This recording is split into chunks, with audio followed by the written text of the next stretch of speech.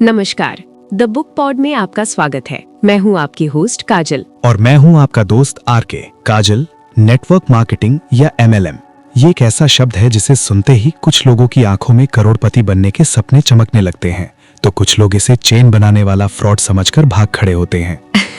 बिल्कुल आरके, आज के समय में इस बिजनेस को लेकर समाज का मनोविज्ञान इतना बंटा हुआ है कि लोग समझ ही नहीं पाते कि असलियत क्या है। क्या वाकई लोग इसमें रातों रात आबाद हो जाते हैं या फिर ये सिर्फ एक मनोवैज्ञानिक जाल है। और इसी कंफ्यूजन को हमेशा के लिए दूर करने के लिए आज हम डिकोड कर रहे हैं भारत के टॉप बिजनेस कोच डॉक्टर उज्जवल पाटनी की आई ओपनिंग किताब नेटवर्क मार्केटिंग, कितना सच कितना झूठ। इस एपिसोड में हम इस पूरी इंडस्ट्री का पोस्टमार्टम करेंगे।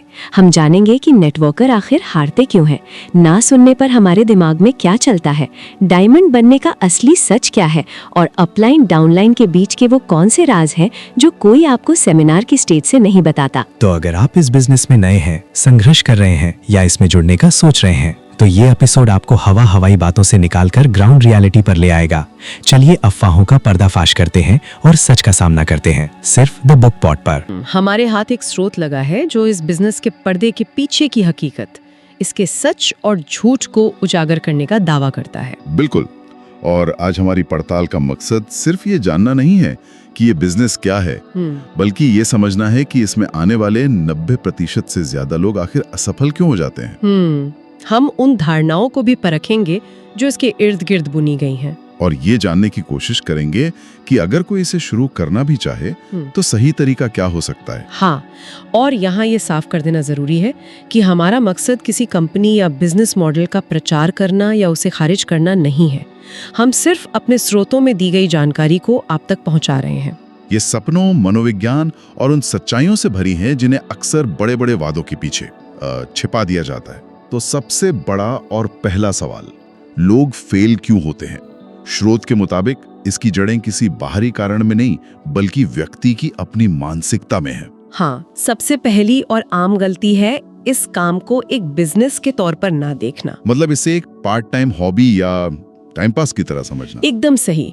लोग पैसा तो एक बिजनेस जितना कमाना चाहते हैं, लेकिन मेहनत एक हॉबी जितनी भी नहीं करना चाहते। अच्छा। स्रोत में एक पान के दुकान वाले का बड़ा सटीक उदाहरण दिया गया है। हाँ, वो मैंने भी पढ़ा। सोचिए, एक पान वाला अपनी छोटी सी दुकान रोज सुबह खोलता है, चाहे बाहर धूप हो, बारिश हो या तूफान। चाहे पहले घंटे में एक भी ग्राहक ना आए, वो अपनी जगह पर बैठा रहता है, क्योंकि उसे पता है कि ये उसका बिजनेस है, उसकी रोजी रोटी है। बिल्कुल। इसके उलट ज्यादातर नेटवर्कर्स हफ्ते में 1-2 दिन अपने मूड के हिसाब से काम करते हैं। अगर 2 लोगों ने मना कर दिया तो उनका दिल टूट जाता है और वो काम ही छोड़ देते हैं। उनमें वो गंभीरता ही नहीं होती। हाँ, और इसी मानसिकता से जुड़ा हुआ दूसरा बड़ा कारण है मालिकाना हक की कमी, मतलब लैक ऑफ ओनरशिप। लोग इसे अपना बिजनेस मानते ही नहीं। और ये बहुत गहरी बात है। जब तक आप किसी चीज को अपना नहीं मानेंगे, आप उसकी परवाह नहीं करेंगे। सही बात है। स्रोत में एक बेहतरीन उपमा दी गई है। अगर आप सिनेमा हॉल में बैठे हैं और कोई सीट पर ब्लेड मार दे तो आपको शायद ज्यादा फर्क नहीं पड़ेगा। लेकिन वही ब्लेड अगर आपके घर के नए सोफे पर लग जाए तो जाहिर है बहुत तकलीफ होगी, क्योंकि वो सोफा अपना है। बस यही फर्क है। नेटवर्क मार्केटिंग में जब भी कोई मुश्किल आती है, लोग तुरंत इसका दोष अपनी अपलाइन पर डाल देते हैं। यानी वो व्यक्ति जो उन्हें इस बिजनेस में लाया है। हाँ, या फिर अपनी डाउनलाइन, यानी उनकी टीम के सदस्यों पर या सीधे कंपनी पर। वो कभी नहीं कहते कि मेरी गलती थी। कभी नहीं। वो हमेशा इसे किसी और की समस्या समझते हैं। मेरे बिजनेस में दिक्कत आई, ये कोई नहीं कहता। ठीक है, तो मानसिकता और ओनरशिप की कमी, ये 2 बड़े कारण हो गए। लेकिन स्रोत सपनों के बारे में भी कुछ कहता है जो सुनने में थोड़ा अजीब लगता है। क्या सपने न होना भी असफलता का कारण है? सपने न होना नहीं, बल्कि सपनों का खोखला होना। मतलब जी, देखिए, हर कोई मीटिंग में खड़ा होकर बोलता है मुझे बड़ी कार चाहिए, आलीशान बंगला चाहिए।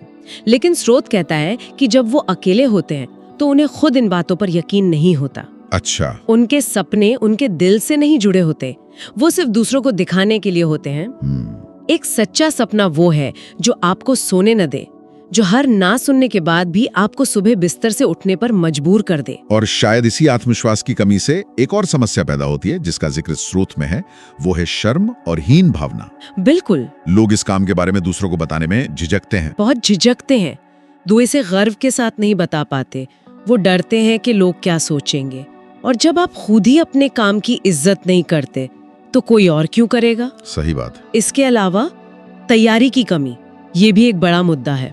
हाँ, मतलब उन्हें उत्पादों की जानकारी ही नहीं होती। कुछ भी नहीं।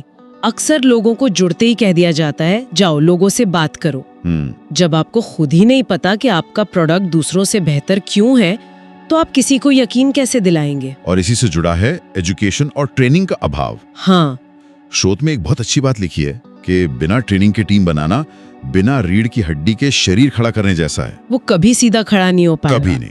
और आखिरी और सबसे आम गलती, तुरंत नतीजों की उम्मीद करना। गेट रिच क्विक वाली सोच। हाँ, लोग एक दुकान खोलकर सालों तक ग्राहक का इंतजार करने को तैयार है, लेकिन नेटवर्क मार्केटिंग में उन्हें 3 महीने में ही लखपति बनना है। ये शॉर्टकट वाली सोच ही शायद असफलता की सबसे बड़ी वजह है। बिल्कुल, और इसी सोच की वजह से इस बिजनेस के बारे में इतनी गलत धारणाएं बनी हुई हैं। चलिए अब इन धारणाओं और सच्चाइयों पर बात करते हैं। जरूर। पहली और सबसे बड़ी धारणा है कि इस काम में सफल होने के लिए आपके पास बहुत सारे जान पहचान वाले लोग होने चाहिए। हाँ, आपका सोशल सर्कल बहुत बड़ा होना चाहिए। ये तो मैंने भी सुना है। लोग कहते हैं मेरी तो कोई पहचान ही नहीं है, मैं ये कैसे करूंगा? जबकि स्रोत कहता है कि ये 100% गलत है। अच्छा। अनुभव और आंकड़े ये बताते हैं कि आपके सबसे करीबी दोस्त और रिश्तेदार ही सबसे पहले आपको मना करते हैं। वो या तो आप पर हंसते हैं या आपको गंभीरता से नहीं लेते। बिल्कुल। इसके उलट अनजान लोग या कम जान पहचान वाले लोग आपकी बात को ज्यादा ध्यान से और बिना किसी पूर्वाग्रह के सुनते हैं। तो सफलता आपकी कॉन्टैक्ट लिस्ट की लंबाई से नहीं, बल्कि आपके काम करने के तरीके से आती है। एकदम सही। ठीक है, तो ये एक बड़ा मिथक टूटा। दूसरी धारणा कि अच्छी डिग्री या अच्छी अंग्रेजी के बिना इसमें सफलता नहीं मिल सकती। ये भी एक बहुत बड़ा भ्रम है। ये बिजनेस लोगों से जुड़ने और रिश्ते बनाने का है। इसमें किताबी ज्ञान से ज्यादा व्यवहारिक गुण, आत्मविश्वास और कॉमन सेंस काम आते हैं। स्रोत में धीरू भाई अंबानी और हेनरी फोर्ड का उदाहरण भी है। हाँ, जिनके पास कोई औपचारिक बड़ी डिग्री नहीं थी, लेकिन उन्होंने दुनिया की सबसे बड़ी कंपनियां खड़ी कर दी। बात ये नहीं है कि पढ़ाई जरूरी नहीं है, बल्कि ये कि इस बिजनेस में सफलता के लिए लोगों को समझने की कला, जिसे स्ट्रीट स्मार्ट्स कहते हैं, वो ज्यादा मायने रखती है।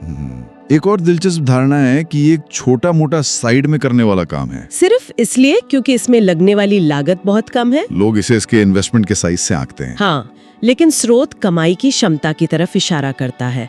उसमें एक लीडर का जिक्र है जो महीने के 12 लाख रुपए कमा रहा था। 12 लाख रुपए महीना? और वो भी पूरी तरह से वाइट मनी, टैक्स चुकाने के बाद। तो क्या ये किसी भी नजरिए से छोटा बिजनेस लगता है? नहीं, लेकिन ये सुनने में तो अविश्वसनीय लगता है। क्या स्रोत यह भी बताता है कि एक आम बात है या यह एक अपवाद है? क्योंकि अक्सर ऐसे ही बड़े आंकड़े दिखाकर लोगों को लुभाया जाता है। ये बहुत अच्छा सवाल है और यही एक जिम्मेदार सोच है। स्रोत यह साफ करता है कि ये एक अपवाद है, आम बात नहीं है। अच्छा। लेकिन ये अपवाद यह साबित करता है कि इस बिजनेस मॉडल में कैपेबिलिटी कितनी है। और ये उस व्यक्ति पर निर्भर करता है कि वो उस क्षमता तक पहुंचने के लिए असाधारण मेहनत करने को तैयार है या नहीं। और यहीं से हम चौथी और सबसे खतरनाक धारणा पर आते हैं कि यह पैसे कमाने का एक आसान रास्ता है। जी हाँ, ये सबसे बड़ा झूठ है। सबसे बड़ा। स्रोत स्पष्ट कहता है कि ये दुनिया के सबसे कठिन व्यवसायों में से एक है। इसमें आपको रोजाना रिजेक्शन झेलना पड़ता है, लोगों के ताने सुनने पड़ते हैं। इसे आसान या शॉर्टकट बताकर लोगों को जोड़ना ही असफलता की पहली सीढ़ी है। ये एक मैराथन है, 100 मीटर की दौड़ नहीं। ठीक है, तो हमने असफलता के कारण समझ लिए, धारणाएं और हकीकत के बीच का फर्क भी देख लिया। जी। अब मान लीजिए कोई इन सब सच्चाइयों को जानने के बाद भी इस बिजनेस में कदम रखना चाहता है, तो स्रोत के अनुसार सही शुरुआत कैसे की जाए? देखिए, सही शुरुआत करने का मतलब है सही सवाल पूछना। और सबसे पहला सवाल किसी कंपनी या प्रोडक्ट के बारे में नहीं, बल्कि खुद से है। खुद से? हाँ, स्रोत कहता है पहला कदम है अपनी जरूरतों का आकलन करना। क्या आपको वाकई इस सिस्टम की जरूरत है? क्या आपकी मौजूदा आय आपकी जरूरतें और सपने पूरे कर रही है? क्या आप अपने काम से खुश हैं? अगर इन सवालों का जवाब नहीं है, तभी आगे बढ़े। मतलब पहले अपना क्यों ढूंढे, अगर क्यों मजबूत नहीं है तो कैसे तक पहुंचने का कोई फायदा नहीं। बिल्कुल ठीक है, जरूरत का आकलन हो गया। इसके बाद क्या? इसके बाद दूसरा कदम है नेटवर्क मार्केटिंग के सिद्धांत को समझना। मुझे लगता है यहीं पर ज्यादातर लोग गलती करते हैं। हाँ, वो इसे किसी पिरामिड स्कीम या जल्दी अमीर बनने की योजना जैसा कुछ समझ लेते हैं। बिल्कुल, और स्रोत इसी भ्रम को तोड़ता है। वो साफ साफ बताता है कि ये कोई जादू नहीं है, बल्कि डिस्ट्रीब्यूशन का एक गणित है। पारंपरिक बिजनेस में कोई भी प्रोडक्ट फैक्ट्री से ग्राहक तक पहुंचने में विज्ञापन, ट्रांसपोर्ट, होलसेलर, रिटेलर, इन सब बिचौलियों से गुजरता है। और हर कोई अपना मुनाफा जोड़ता है, जिससे प्रोडक्ट महंगा हो जाता है। सही। नेटवर्क मार्केटिंग कंपनियां इन बिचौलियों को हटा देती हैं और उस बचे हुए पैसे को अपने वितरकों यानी डिस्ट्रीब्यूटर्स में एक तय प्लान के मुताबिक बांट देती हैं। ये गणित समझना बहुत जरूरी है। बहुत जरूरी। जब ये गणित समझ आ जाए तब शायद कंपनी और प्रोडक्ट चुनने की बारी आती होगी। इसमें किन बातों का ध्यान रखना चाहिए? हाँ, यहाँ पर स्रोत कुछ जरूरी पैमाने देता है। ऐसी कंपनी चुने जिसके उत्पाद वाजिब दाम पर हो और जिनकी बाजार में जरूरत हो। हाँ, और जिनकी गुणवत्ता अच्छी हो ताकि लोग उन्हें बार बार खरीदें। सिर्फ पैसा कमाने के लिए किसी घटिया या बहुत महंगे प्रोडक्ट को बेचना लंबे समय में काम नहीं करता। बिल्कुल नहीं। साथ ही ये भी देखें कि कंपनी का ट्रेनिंग और सपोर्ट सिस्टम कैसा है।